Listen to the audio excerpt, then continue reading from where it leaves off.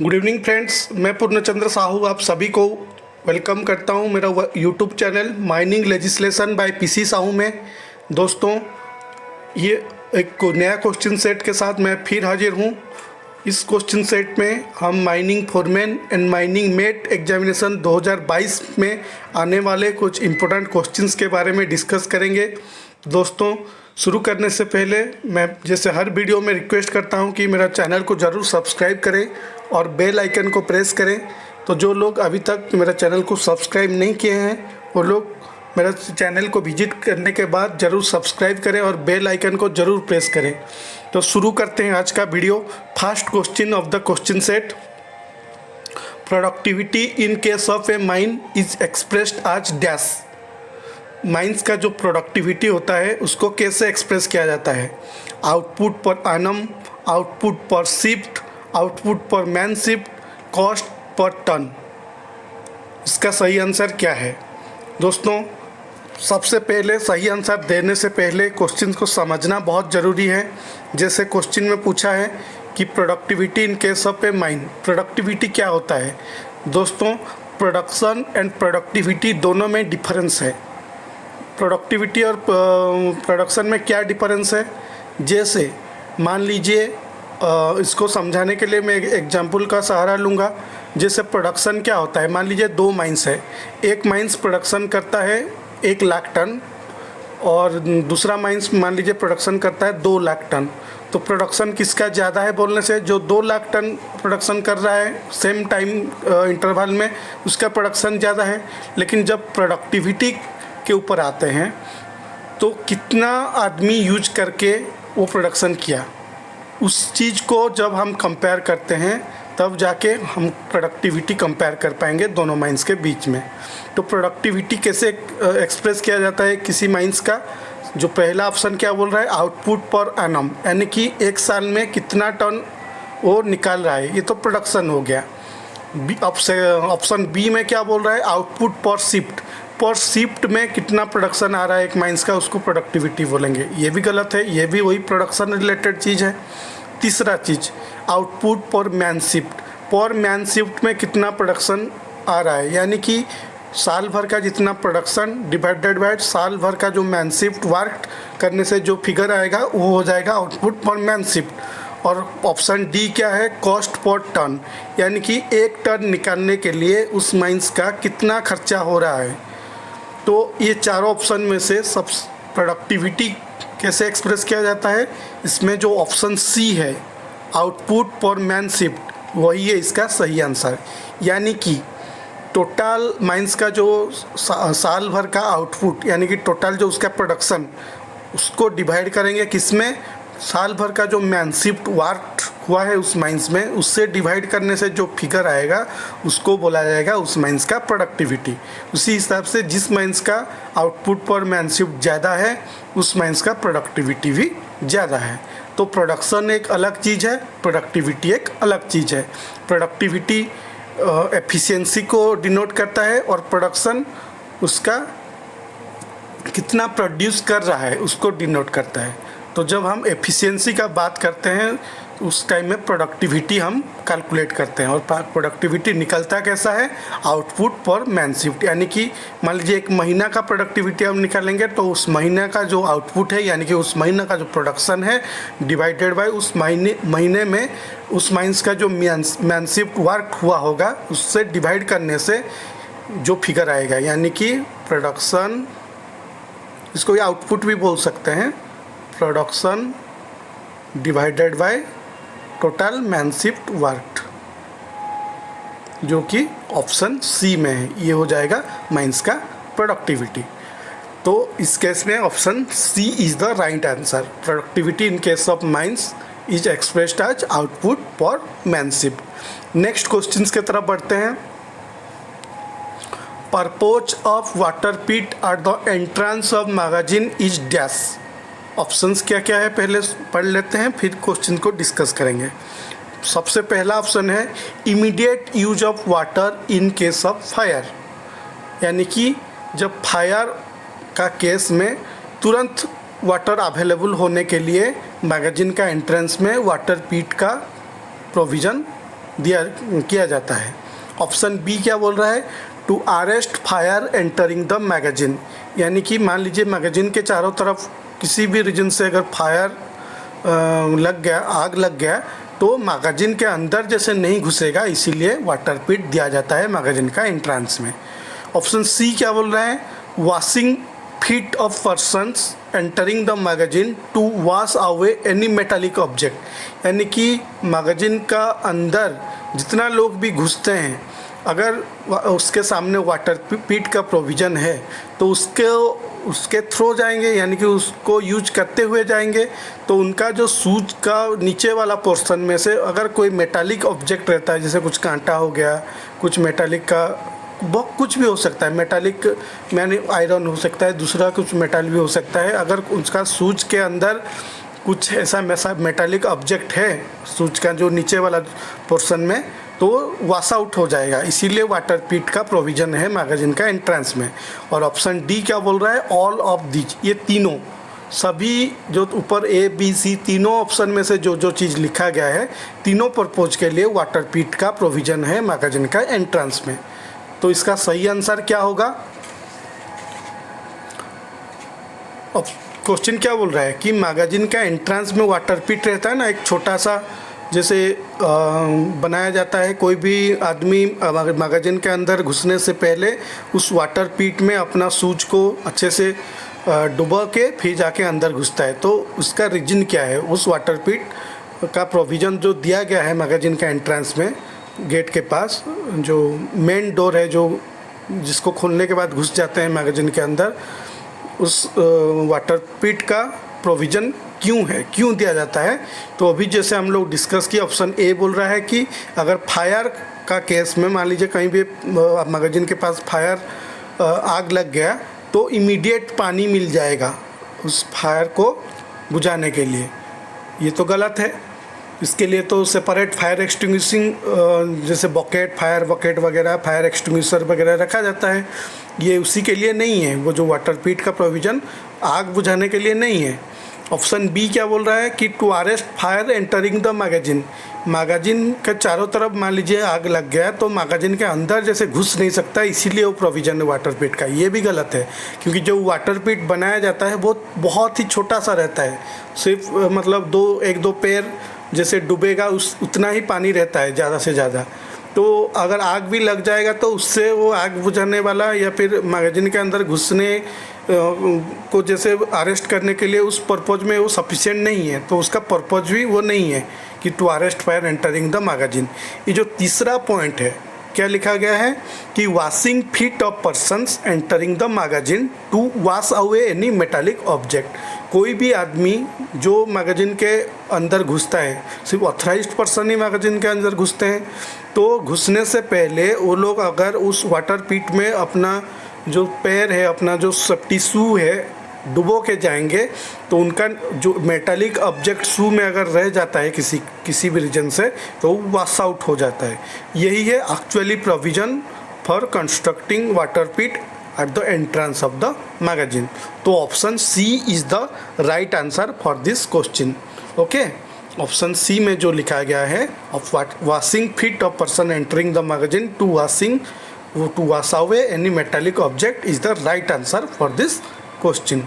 तो समझ में आ गया ना क्यों वाटर पिट बनाया जाता है। नेक्स्ट क्वेश्चंस की तरफ बढ़ते हैं। Parking brake is used for dash, dumper में जैसे parking brake, service brake, retarder brake, ये सब प्रोविज़न है ना, इमरजेंसी ब्रेक, ये सब ब्रेक्स का प्रोविज़न है। सभी ब्रेक का जो फंक्शन है, यूज है, अलग अलग पर्पज़ के लिए है। तो इस पर्टिकुलर क्वेश्चन बोल रहा है कि पार्किंग ब्रेक क्यों यूज होता है डंपर में। Option A, keeping dumper in non moving condition, यानी कि डंपर जैसे मूव नहीं करेगा, उस पर्पज़ के लिए पार्किंग ब्रेक यूज होता है। Option B, for running condition, जब रनिंग कंडीशन में यानी कि डंपर चल रहा है, उस केस में पार्किंग ब्रेक यूज करने के लिए दिया जाता है। ऑप्शन सी, वाइल डंपिंग, जिस टाइम में डंपिंग किया जाता है, यानी कि मान लीजिए कहीं पे भी हो सकता है, क्रशर का होपर के सामने हो, या फिर डंप यार्ड में, या फिर जो अभी का डंप है, डंप में डंपिंग करने के वक्त पार्किंग ब्रेक का यूज करने के लिए पार्किंग ब्रेक दिया जाता है। और ऑप्शन डी इमरजेंसी स्टॉप, कुछ इमरजेंसी आ गया और डंपर को रोकना पड़ा तो पार्किंग ब्रेक यूज होता है। तो इस सभी से सही आंसर क्या है, पार्किंग ब्रेक का यूज क्या है, keeping dumper in non moving condition, जो कि ऑप्शन ए में लिखा गया है। ओके, नॉन मूविंग कंडीशन में यानी कि अगर डंपर पार्क किया जाएगा, रखा जाएगा कहीं पे खड़ा मतलब स्टैंडिंग पोजीशन में, तो जैसे मूव नहीं करेगा, इसके लिए पार्किंग ब्रेक यूज होता है। और रनिंग कंडीशन में तो सर्विस ब्रेक यूज होता है, डंपिंग के टाइम में तो डंप ब्रेक यूज होता है, और इमरजेंसी स्टॉप के लिए तो इमरजेंसी ब्रेक का प्रोविज़न है। तो पार्किंग ब्रेक का यूज है keeping dumper in non moving condition. Okay, तो option A is the right answer for this question. Next question की तरफ बढ़ते हैं। Which of the following are the examples of inadequate maintenance of haul roads, इनमें से कौन सा जो ऑप्शन है वो एक एग्जाम्पल है इनएडिक्वेट maintenance of haul road. Hall road हम बनाते हैं तो उसको अगर हम लोग मेंटेनेंस नहीं करेंगे, बीच बीच में मेंटेन नहीं करेंगे तो ख़राब हो जाएगा। तो जो ऑप्शंस दिया गया है उसमें से कौन सा एक एग्जाम्पल है कि सफिशिएंटली मेंटेनेंस नहीं किया गया है हॉल रोड का। ऑप्शंस क्या क्या है देख लेते हैं। Option A इनएडिक्वेट gradient. इनएडिक्वेट ग्रेडियंट मतलब अगर सही ढंग से हम लोग कैलकुलेट करके ग्रेडियंट मेंटेन नहीं करेंगे हॉल रोड में तो क्या होगा, एक तो ट्रैफिक प्रॉब्लम हो सकता है। ट्रैफिक प्रॉब्लम क्या हो सकता है, मान लीजिए हम माइंस में जितना भी गाड़ी चला रहे हैं सभी का कंडीशन सेम टाइप का नहीं रहता है। अगर ज़्यादा ढलान कर देंगे तो उतरने के वक्त तो दिक्कत हो सकता है, नहीं हो सकता है, लेकिन चढ़ने के वक्त दिक्कत आ जाएगी। अगर किसी भी एक व्हीकल बीच में अटक गया तो दूसरा गाड़ी पास नहीं कर पाएगा, तो ये सब प्रॉब्लम आ सकता है। तो इनएडिक्वेट ग्रेडियंट एक इनएडिक्वेट मेंटेनेंस ऑफ हॉल रोड का एक एग्जाम्पल है, ये सही ऑप्शन है। नेक्स्ट ऑप्शन क्या है, पटहोल्स। पटहोल्स अगर हॉल रोड में रहेगा तो बारिश के सीजन में हम लोग जो बरसात का पानी वहाँ पे जमा रहेगा तो हॉल रोड को ख़राब करेगा। या फिर हम लोग वाटर स्प्रिंकलिंग भी करते हैं, तो अगर किसी भी जगह पे हॉल रोड के ऊपर पटहोल का अगर दिखाई मिला तो वहाँ पे पानी धीरे धीरे जमा होकर उस एरिया को गड्ढा बना देगा और हॉल रोड ख़राब हो जाएगा। तो पोटहोल्स दिख रहा है मतलब हॉल रोड का मेंटेनेंस सही ढंग से नहीं हुआ है। तो तीसरा चीज़ इनएडिक्वेट विड्थ, एक बेंच का विड्थ कितना होना चाहिए, हॉल रोड का विड्थ कितना होना चाहिए, ग्रेडियंट कितना होना चाहिए, इसके लिए डीजीएमएस का सर्कुलर में डिटेल्स प्रोविज़न दिया गया है। अगर हम लोग इनएडिक्वेट विड्थ है कहीं पे हम लोग का माइंस में हॉल रोड में तो वो भी एक मेंटेनेंस का कमी, या फिर हम लोग कंस्ट्रक्शन जो करते हैं हॉल रोड उसी में भी कमी, ये सब बोल सकते हैं। तो जो ऑप्शन डी है ऑल ऑफ दीज, ये होगा इस क्वेश्चन का सही आंसर। यानी कि ये जो तीन चीज़ हम लोग डिस्कस किए, inadequate gradient, potholes, inadequate width of haul road, ये तीनों inadequate maintenance of haul road का एक एग्जाम्पल्स है। तो ऑप्शन डी जो लिखा गया है ऑल ऑफ दीज, ये सभी एक examples of inadequate maintenance of haul road. Okay, तो option D is the right answer. Next question की तरफ बढ़ते हैं। Bucket fill factor depends on dash. Bucket fill factor किसके ऊपर डिपेंडेंट है? ऑप्शन ए में क्या लिखा है, लेंथ ऑफ ड्रिल होल का लेंथ के ऊपर। Option B degree of fragmentation, कि कैसा फ्रैगमेंटेशन हुआ है ब्लास्टिंग के दौरान, उसी के ऊपर। बकेट कैपेसिटी, यानी कि बकेट का कैपेसिटी कितना है, 3.5 cubic metre, 4 cubic metre, 4.5 cubic metre, अलग अलग बकेट कैपेसिटी का एक्सकावेटर आता है। 6 क्यूबिक मीटर, 10 क्यूबिक मीटर, उस बकेट कैपेसिटी के ऊपर डिपेंड करता है बकेट फिल फैक्टर। ये बोल नहीं रहा हूँ, मैं डिस्कस कर रहा हूँ। ऑप्शन डी बेंच हाइट के ऊपर डिपेंड करता है बकेट फिल फैक्टर। ये जो चारों ऑप्शन में से सही आंसर क्या है हमको चूज करना है। तो कैसे चूज करेंगे, सबसे पहले तो हम जान लेते हैं बकेट फिल फैक्टर होता क्या है। बकेट फिल फैक्टर यही है, जैसे मान लीजिए एक बकेट का कैपेसिटी है मान लीजिए 6 क्यूबिक मीटर, यानी कि वो अगर पूरा आइडियल कंडीशन में अच्छे से बकेट भरेगा तो 6 क्यूबिक मीटर का माल उसमें एक पास में आएगा। लेकिन जब ऑपरेटिंग सही में फील्ड में एक्चुअल में हम लोग ऑपरेट करते हैं एक्सकावेटर को, तो एक्सकावेटर हो सकता है या फिर पे लोडर हो सकता है, किसी का बकेट भी हो सकता है। जब लोडिंग करता है उसका एक्चुअली कैपेसिटी का माल हर पास में आता है क्या, नहीं आता है, तो उसके लिए बहुत सारे रीजन हो सकते हैं। तो मान लीजिए उसका कैपेसिटी है 6 क्यूबिक मीटर और वो बकेट भर लिया, तो 6 क्यूबिक मीटर कभी मतलब आता नहीं है। तो मान लीजिए कुछ कमी आ गया, तो उस कमी किस वजह से, बहुत सारे रीजन हो सकता है। मान लीजिए एक्सपोर्ट ऑपरेटर नहीं होगा, या फिर सही ढंग से पोजीशनिंग नहीं किया होगा, या फिर फ्रैगमेंटेशन ही अच्छा नहीं होगा। मान लीजिए बहुत बड़ा बड़ा बोल्डर आया है, एक बोल्डर भरने से बकेट भर जाएगा, लेकिन उसका जो वॉल्यूम है उस बोल्डर का वो कम हो सकता है। मान लीजिए जितना फाइन पार्टिकल्स होगा, जैसे बालू वगैरह, मान लीजिए सैंड लोडिंग हो रहा है, सैंड का केस में जैसा बकेट फिलिंग होगा, अगर बड़ा बोल्डर है एक पाइल में, उस केस में बकेट फिल फैक्टर ज़्यादा नहीं आएगा, यानी कि 100% बकेट फिल होके नहीं आएगा लोडिंग के वक्त। तो उसी को बोलते हैं बकेट फिल फैक्टर, जिसको हम लोग लगभग जब कैलकुलेट करते हैं रिक्वायरमेंट ऑफ सोवेल, कितना सोवेल लगेगा, तो लगभग 0.8 to 0.85 इसके आसपास लेते हैं। तो वो किसके ऊपर डिपेंड करता है, बहुत सारे, मैं जैसे बोला कि बहुत सारे फैक्टर्स है बकेट फिल फैक्टर, जिसको बकेट फिल फैक्टर को जो गवर्न करता है कि कितना आएगा बकेट फिल फैक्टर, उसके लिए बहुत सारे रीजन है। तो ये जो चारों ऑप्शन में से कौन सा एक सही रीजन हो सकता है, उसको हमको चुनना है। तो जो फर्स्ट ऑप्शन दिया लेंथ ऑफ ड्रिल होल का लेंथ के साथ बकेट का कुछ मतलब ही नहीं। जो ऑप्शन बी है डिग्री ऑफ फ्रैगमेंटेशन, उसी के साथ बकेट फिल फैक्टर का रिलेशन है। अगर डिग्री ऑफ फ्रैगमेंटेशन, अच्छा फ्रैगमेंटेशन हुआ होगा ब्लास्टिंग के दौरान, यानी कि जो पाइल बना होगा ब्लास्टिंग के बाद, उसमें अगर जो पार्टिकल्स का साइज अगर अच्छा होगा तो बकेट अच्छे से भरेगा। अगर उसमें अच्छा से ब्लास्टिंग नहीं हुआ होगा, बहुत बड़ा बोल्डर के साथ फाइन पार्टिकल्स भी रहेंगे, तो बकेट फिल फैक्टर भी उसी के हिसाब से डिपेंड करेगा कि कैसे भरेगा कैसे नहीं भरेगा। तो डिग्री ऑफ फ्रैगमेंटेशन के ऊपर बकेट फिल फैक्टर डिपेंड करता है। बकेट कैपेसिटी के साथ बकेट फिल फैक्टर का कोई लेना देना नहीं है, और बेंच हाइट के साथ भी बकेट फिल फैक्टर का कोई लेना देना नहीं है। तो ये चारों में से सही आंसर फिर क्या हुआ, डिग्री ऑफ फ्रैगमेंटेशन, जो कि ऑप्शन बी में है। ओके, नेक्स्ट क्वेश्चन की तरफ बढ़ते हैं। Loaded dumper should not be allowed to reverse in. Loaded dumper, जो डंपर लोड हो चुका है उसको लोड बोलेंगे लोडेड डंपर, उसको अलाउ नहीं करना चाहिए रिवर्स करने के लिए। कहाँ पे, लेवल रोड, हल road, super elevated road, gradient road. इसका सही आंसर क्या है, इसका सही आंसर है ग्रेडियंट रोड। ग्रेडियंट रोड में हम लोग को लोडेड डंपर को रिवर्स करने को अलाउ नहीं करना चाहिए। उस केस में टपलिंग ऑफ डंपर का चांसेस रहता है, डंपर हो सकता है पलट जा सकता है। तो इसलिए ग्रेडियंट रोड में कोई भी रिवर्स करने के लिए अलाउ नहीं करना चाहिए। लेवल रोड है तो हम अलाउ करेंगे।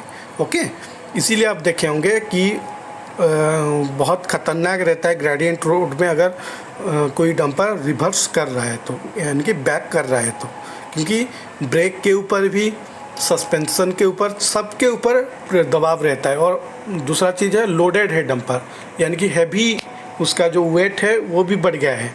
तो इसलिए ग्रेडियंट रोड में लोडेड डंपर को कभी अलाउ नहीं करना चाहिए रिवर्स करने के लिए। तो option D is the right answer. Okay, next question. The horizontal distance between the crest and toe of bench is called dash. Bench का जो टो है और क्रेस्ट के बीच में जो हॉरिजॉन्टल डिस्टेंस है उसको क्या बोलेंगे, bench slope, bench height, bench width, burden, क्या बोलेंगे। देखिए एक फिगर दे के आपको बता देता हूँ तो समझ में आ जाएगी। जो आप जानते हैं फिर भी जो लोग समझ में नहीं पा रहे हैं उनके लिए। ये मान लीजिए बेंच का प्रोफाइल है, ये टॉप बेंच, ये फर्स्ट बेंच हो गया, ये सेकंड बेंच हो गया, ये थर्ड बेंच हो गया। ये क्या बोल रहा है, क्रेस्ट क्या है, ये क्रेस्ट हो गया, टो क्या है, ये टो हो गया। इस बेंच का ये क्रेस्ट हो गया, ये टो हो गया, ये क्रेस्ट हो गया, ये टो हो गया। तो बोला है क्रेस्ट एंड टो के बीच में जो हॉरिजॉन्टल डिस्टेंस, मान लीजिए ये क्रेस्ट है, ये टो है। ये बीच में जो हॉरिजॉन्टल डिस्टेंस है, ये वाला पोर्शन, ये क्या है? ये हो गया बेंच विड्थ। ये वाला बेंच विड्थ होगा ना, ये क्रेस्ट और ये टो के बीच में जो हॉरिजॉन्टल डिस्टेंस है वो होता है बेंच विड्थ। इसलिए option C is the right answer. नहीं समझे? और एक बार करके दिखाता हूँ। जैसे मैं बोला कि मान लीजिए ये हो गया एक बेंच का प्रोफाइल, ये एक क्रेस्ट है, ये एक क्रेस्ट है, ये एक क्रेस्ट है, ये एक टो है, ये एक टो है, ये एक टो है। ये क्रेस्ट और ये टो का जो बीच में जो हॉरिजॉन्टल डिस्टेंस है, ये वाला पोर्शन, ये क्या हो गया? बेंच विड्थ हो गया ना। तो आंसर, सही आंसर क्या होगा? Bench width. Okay, next question की तरफ बढ़ते हैं। No drill shall be used for boring a short hole unless it allows clearance of at least dash over the dia of explosive cartridge 2 mm, 3 cm, 4 mm, none of these. कोई भी drill whole, हम drilling के लिए drill machine लगाते हैं ना, उसको allow नहीं करना चाहिए। कब तक? जब तक कि जो ड्रिल होल का जो डायमीटर होगा और उसमें जो एक्सप्लोसिव यूज होगा, उस कैट्रिज का जो डायमीटर होगा, उन दोनों के बीच में मिनिमम क्लियरेंस कितना होना चाहिए? 2 mm, 3 cm, 4 mm, none of these. इसका सही आंसर क्या होगा? कुछ दोस्तों सोच रहे होंगे ये वाला ऑप्शन बी 3 cm, लेकिन ये गलत है।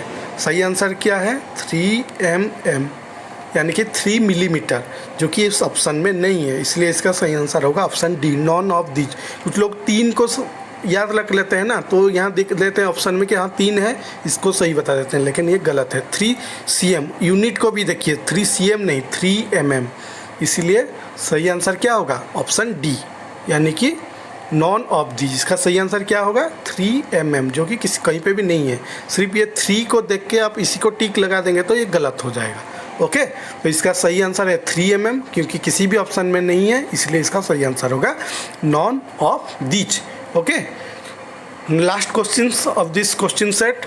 Safety helmet to be issued at free of cost at intervals not exceeding dash. Mines में हम लोग सेफ्टी हेलमेट पहनते हैं ना, तो इसको फ्री ऑफ कॉस्ट में सारे एम्प्लॉय को दिया जाता है कंपनी के तरफ से। ये DGMS का रूल है। तो कितना साल का इंटरवल में फ्री ऑफ कॉस्ट में एक सेफ्टी हेलमेट एम्प्लॉय को देना चाहिए? आज पर स्टैट्यूट इस पर देखेंगे, MMR में लिखा हुआ है। Okay, 3 year, 2 year, 6 month, 1 year. इसका सही आंसर क्या है? इसका सही आंसर है 3 ईयर। हर 3 साल में एक बार सेफ्टी हेलमेट दिया जाता है, और वो भी फ्री ऑफ कॉस्ट। ओके, तो 3 year is the right answer for this question, जो कि ऑप्शन ए में है। तो दोस्तों, ये था कुछ इंपॉर्टेंट क्वेश्चंस आज का क्वेश्चन सेट का। इस टाइप का क्वेश्चन ज़्यादातर माइनिंग मेट और माइनिंग फोरमैन एग्जाम में आते हैं। तो दोस्तों, आप लोग तैयारी अच्छे से कीजिए और मेरा चैनल को भी सब्सक्राइब कीजिए। कुछ प्रोबेबल इंपॉर्टेंट